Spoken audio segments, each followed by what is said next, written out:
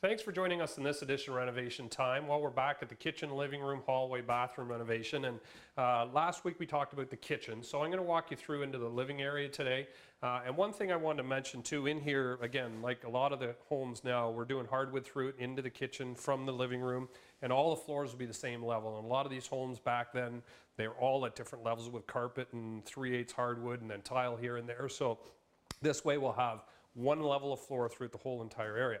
Another thing when we were in here I noticed is there was a door that went from the hallway and it actually opened up against this wall here.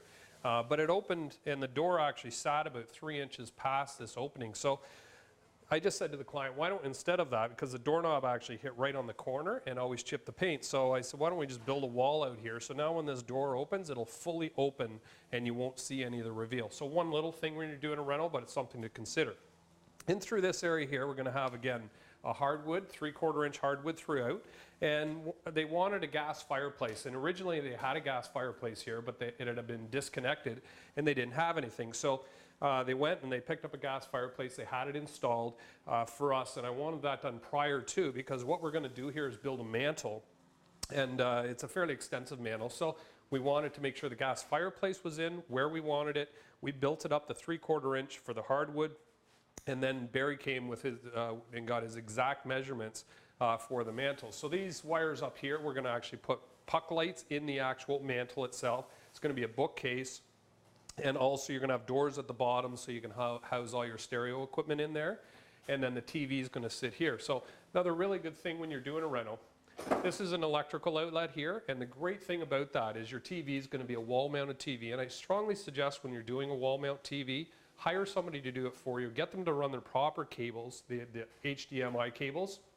Makes a huge difference when you're doing it in the clarity of the TV. You're spending a lot of money on a TV. Make sure you get somebody that knows what they're doing to install it. And a lot of times now, if the phone rings, you can actually get the phone number up on the TV.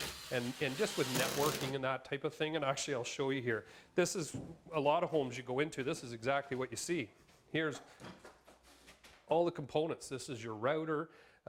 Basically your RCA here hooked up to basically nothing that's GFI protected. So if you ever do have a surge, you can actually lose all of this. So they're going to take that, they're going to put it in the basement, they'll have Wi-Fi through at the house. It's always make sure that you have a password to get into it, especially in a subdivision, because if it's not passworded and somebody else wants to come and sit in front of your house and they want to use it, you're going to, you could end up with a big bill, or they could be on internet sites that you don't want them to. So make sure that, again, it's password protected and that you have somebody that's professional that can show you how to use all the information that's out there now, because there's so much of it. So when Barry's done with this, obviously we're going to patch the walls, drywall everything, insulate and vapor barrier all these walls where they were cut out.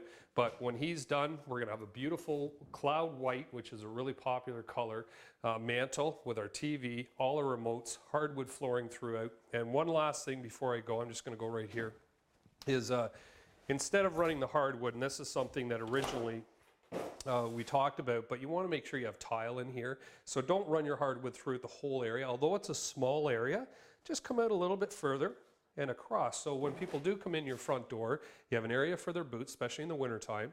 And obviously we're going to go back to a closet here, so a place to put your coats, and then you go under your hardwood. So it's nice and clean. It's going to last for a very, very long time. So as you can see, coming along quite nicely. Hopefully within a week we'll have the painter in here, and then we'll get the cabinets in about 2. So hopefully that'll help you with your next renovation. But until next time, be safe and have fun. Renovation Time is brought to you by Anden Kitchen and Bath Center. Come talk to the people who know kitchens and bathrooms. Anden Kitchen and Bath Center.